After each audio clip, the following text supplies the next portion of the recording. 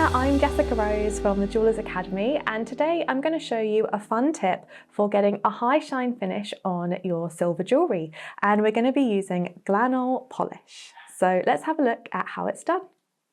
So this is the Glanol metal polish, and in some countries it's called Glanol, and it's just a great way that you can do a final polish on your silver or your gold jewellery.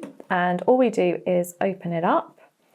And you can use kitchen towel, or I do have a polishing cloth here.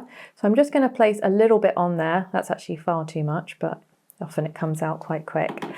So you can see it's like a pink solution, and I'm just going to cross it over so it's a bit more spread out.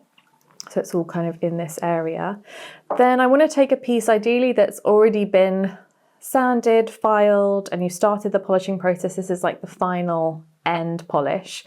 This one, if I'm honest, could have been done with a bit more, but we're going to go for it anyway.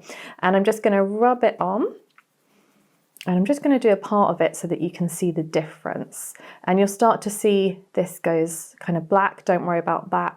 And you can start to see the shine that's coming up compared to the rest of the piece. Then I'm going to find a clear bit of polishing cloth and rub it off. And give it a good, nice firm rub.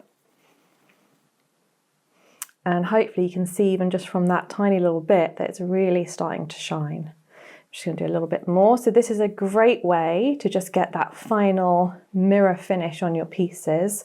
Obviously, if you do have dinks and cracks, they're still going to be there, but it does make it really nice and shiny. I'll also show you on the gold. It's a smaller piece, it might be a bit harder to see, but this is a little textured gold band. So again, I can rub it onto the Glanol and rub it off. And if you have gemstones, you want to avoid getting the Glanol on the gemstones. You can see that's a really nice shine there.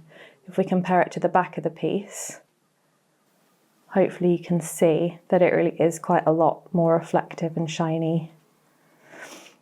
So yeah, with the gemstone pieces, just try and avoid the stones. It won't cause too much damage, just a tiny bit on the side, but you don't want to kind of rub it on them if you can avoid it. So that is it. Simple. That's how you use Glanol to get a nice high shine at the end of polishing your pieces.